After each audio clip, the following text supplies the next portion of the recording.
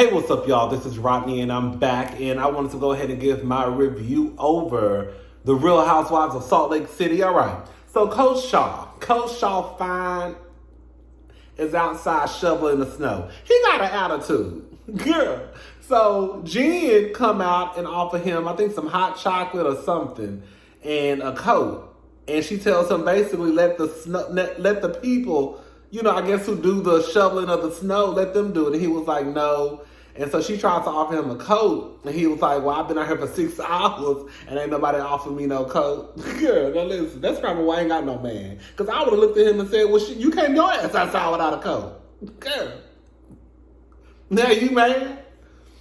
Because I came and offered you a coat 6 hours later. I didn't know your ass was out here quiet as a skeleton. I just happened to look out the window and saw you out here shoveling the snow. Right? Coach Shaw was probably like, girl, you only bringing me a coat because these cameras here. You been knowing I was outside shoveling the snow. You ain't said nothing about no coat. But now all of a sudden you want to pray and steal a thieving ass out here offering something to cover my arms up. Coach Shaw know he fine to me. I don't care what nobody say. Coach Shaw was fine to me. Anyway, so Lisa. So Lisa is sitting down talking to her husband, John. Girl, one thing I have come to realize is that these men on these shows really don't be caring about nothing that be going on with these housewives. Girl, well, probably not all of them. But some of them, girl, they really be sitting there like, right.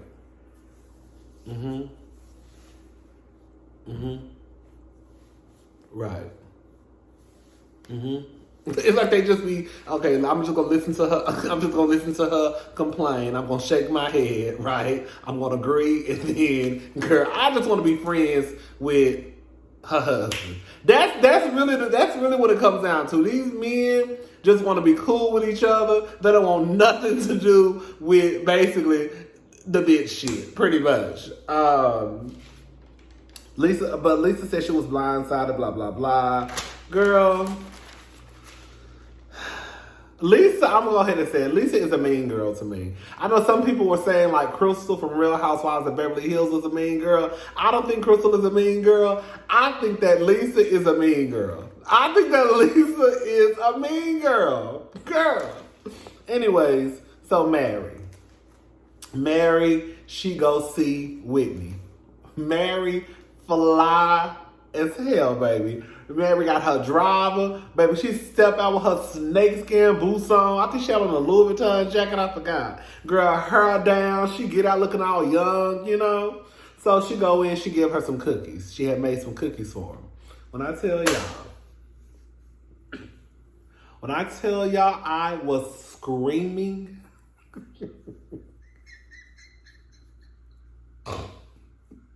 When I tell y'all I was screaming. When Mary told them that I think Whitney had said, oh, maybe Mary can give us like some cooking lessons.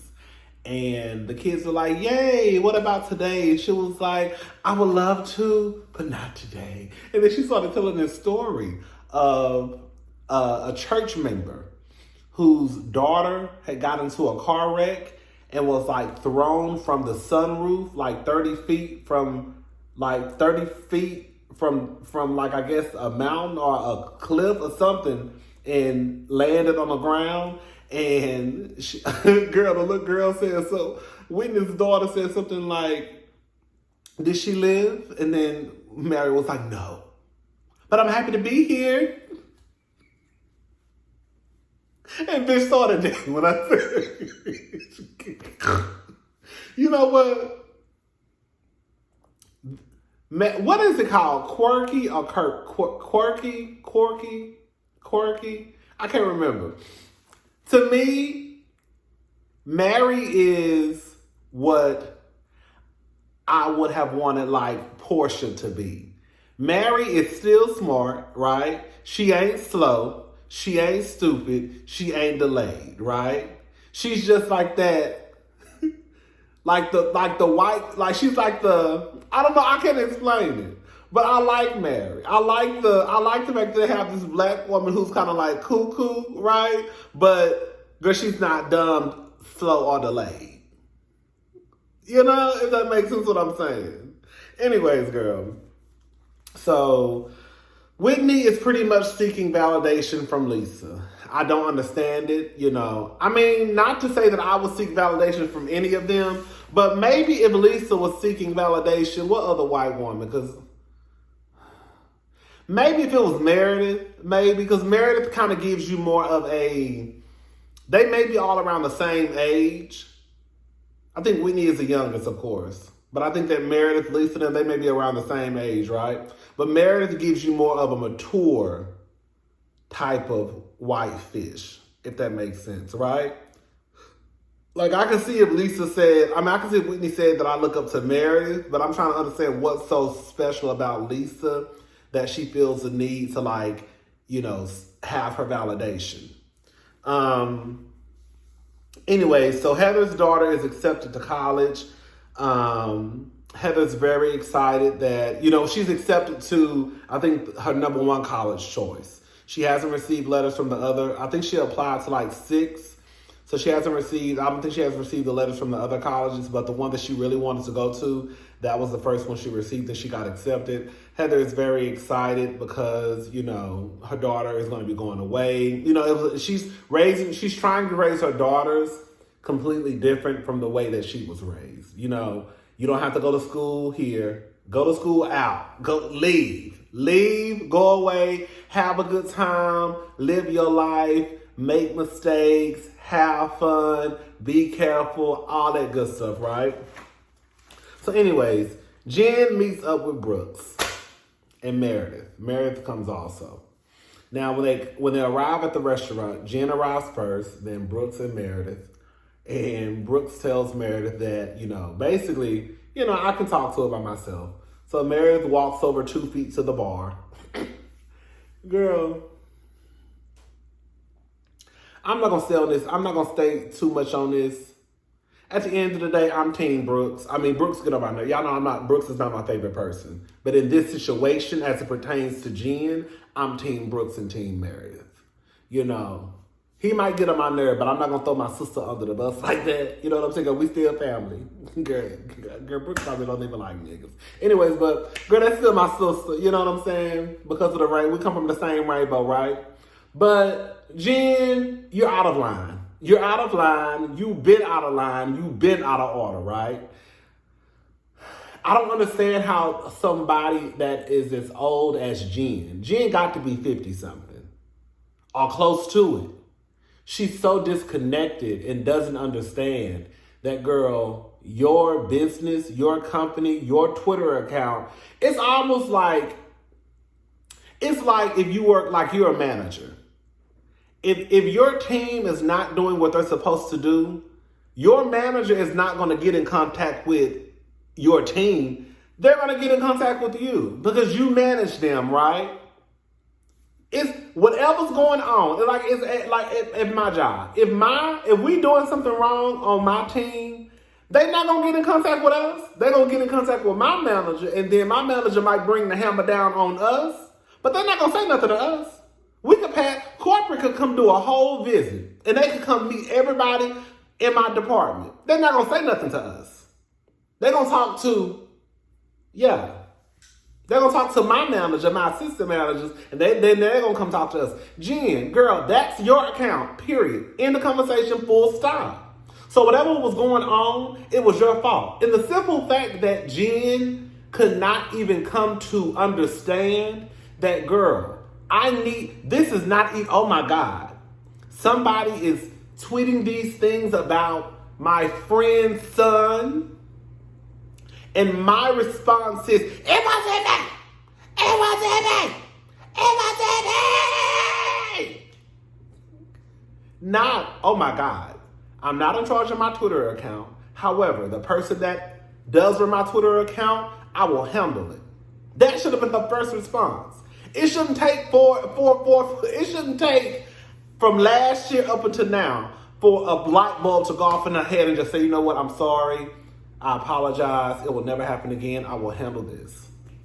That should have been your first response. But the simple fact that it wasn't, bitch, I know that your ass is probably behind it.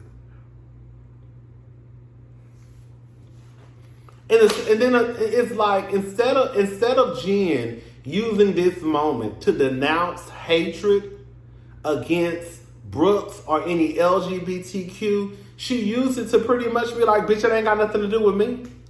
This could have been a moment for Jen to really be like, no, we don't move like that over here. But girl, instead, you're letting your team, aka you, go online and retweet stuff and like stuff, which is giving the people who already don't like LGBTQ the ammunition that they need to continue to be hateful assholes. Anyways, girl, at the end of the day, they made up. It is what it is. I would look at the bitch sideways. I wouldn't trust Jen, girl. But I guess for the show, we gotta keep it moving, right? But I would always have my good eye on that bitch. Because I guarantee you, if somebody pulls some stunts like that with her sons, right? She gonna be quick to pull the race card. Girl, let somebody white get online and pull some stunt with her children and see how fast Jen pull the race card. She already be trying to pull it with her, right? I'm a person of color. Girl, she can't wait to pull the nigga card for her son. Cause see, she can't say she a nigga. But she gonna pull that nigga card with them children. It's because my sons are black. Right? Then she'll fucking understand. Gone, Jen. Anyways, Seth. I love Seth. Girl, when I tell you Seth's attitude is so much better this season. Last season, Seth was a sad puppy dog. When I tell you, baby, he loves him some Meredith, I'm glad they worked it out. But Seth, he meets up with the guys. Him, John, Sharif, Justin. Is his name Justin? They all meet up, have some drinks. Seth says, looking from the outside in, it looks as though Whitney and Justin have the best marriage, basically. And then somehow it leads to basically like, what's going on with your sex life? And then Justin basically tells them that, at first it was great. But now, they've kind of hit a bump in the road because Whitney is busy. Seth said him and Meredith have an agreement that girl he can have sex whenever he wants to as long as she'll sleep. I don't know why I thought that was funny. I mean, she agreed to it. So anyways, girl. Sharif says that he wants the wives to be happy so they can be happy. Girl, when they started playing them flashbacks, I don't know why I was so tickled when they played those flashbacks of the women either saying something going off, right, saying something slick by the mouth. I live. Jenny. Jenny meets up with Whitney. Jenny, I thought, looked absolutely bomb. Baby, Jenny was giving me rich Asian woman. I say, yes, Slippin'. Baby, that blazer that Jenny had on looked expensive as hell. Do you hear me? So Jenny come in, hair twirl, blazer on, coat on, girl, jewelry, right? Whitney wants more kids. Justin had an agreement. They had an agreement that when they got married that they would have 2. They had 2. Justin got snipped. Justin is old. Justin got kids damn near 30 or past 30 down to 8. Now that's the downfall about when you marry somebody older, right? Justin like, bitch, I'm out. Bitch, the shop is closed. But Whitney, she want more kids. Justin like, no man, bitch, I'm 50 something. Yeah, I'm with Justin, hello? Anyways, so Jenny says that she's pretty much in her 40s. Dewey, what's his name? Dewey. I'm gonna tell y'all right now. I'm gonna tell y'all hoes right now. I'm not gonna see it for Dewey. I'm not gonna see it for Dewey. I don't like the way that Dewey is treating his wife. I don't give a goddamn about their heritage or what not heritage. What is it called?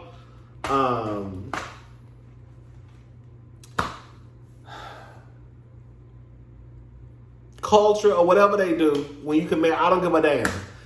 When I tell you, Dewey lost so many cool points with me, and here I go talking. That's why we need to shut our fucking mouth, because we never know the full story. Here I go, well, girl, you already knew what it was, so you married the nigga, basically. Remember, I was on something like that a couple of weeks ago with Jenny. Like, well, Jenny, y'all should have talked about, baby. Jenny done been pregnant 13 times, and out of 13 pregnancies, she only has 3 children here, physically. Right? And this motherfucker is still pressuring this woman to have more children. What the fuck, nigga? This woman has went through all of this with her body. And you just sitting across from her like, bitch, I don't give a fuck what you got to say. I want more kids. What's up? Jenny, bitch, you better hold on to that last business that you about to sell or get rid of, because bitch, you might need it. Anyway, we're going to get more to that in the next episode. I done fucked around and got pissed off. She says basically like, and the truth is, you start out in these relationships, you want one thing, and then you realize, girl, okay, bitch, look, I done got pregnant 13 times. We planned on having sex 5 times a day. Now, bitch, it's like, girl, look, I'm tired. The bitch, like she said, girl, my daughter is 9 years old. She can go in the kitchen and fix herself some breakfast, and I can sleep in. Bitch, I'm with Jenny too. Bitch, I'm too old. I'm done. The shop is closed. Anyways, they talk about Lisa, and Lisa basically saying, Jenny says that Lisa is a nice person. Whitney says it's kind of like Bigfoot. You hear about it. People say they've seen him, but you've never seen it. Girl. Meredith, I've always thought this entire time that Heather has had the sex talk with her children. But from what I remember from this episode, Heather hasn't had the sex talk. I think she talks to us. I think Heather talks to us about her wanting her children to be more free and not be so restricted when it comes to their sex life, and wants them to have a healthy, great sex life, right? We don't want them out here banging. No, we don't want them out here being assaulted by the 20-year-old man. But if they choose to engage in sex with their 17-year-old boyfriend, fine, right? We just need to make sure we keep the Robert Kellys and Harvey Wine, all that, I go. But Meredith says that, basically just have the conversation. She gave her children condoms. She ain't give them juice, but she gave them condoms. I said, bitch, that's even better. Okay. Fuck that juice, bitch. Take these condoms, because there's shit out there that you can catch, and there's shit out there you can catch and can't get rid of, okay? Shout out to Meredith. Lisa and Whitney meet up. She says that John said a joke about her and Whitney not being friends. And I was like, why do you think that we weren't friends? Lisa, bitch, girl, Lisa is crazy. Lisa is one of those type of people to me that, girl, you will end up cursing the fuck out. Because Lisa want to play these games. Lisa, you know damn well you and Whitney ain't friends. Like Whitney said, Lisa and Whitney. Like Whitney said, girl, we tolerate each other. When I tell you Whitney was on Lisa's ass, do you have a problem with me? Is there something about me you don't like? So everything's been a misunderstanding? Girl, I was with Whitney the whole time she was having this conversation with Lisa. I think that Lisa is a liar. I think that Lisa is fake. I don't think that Lisa is honest. Period.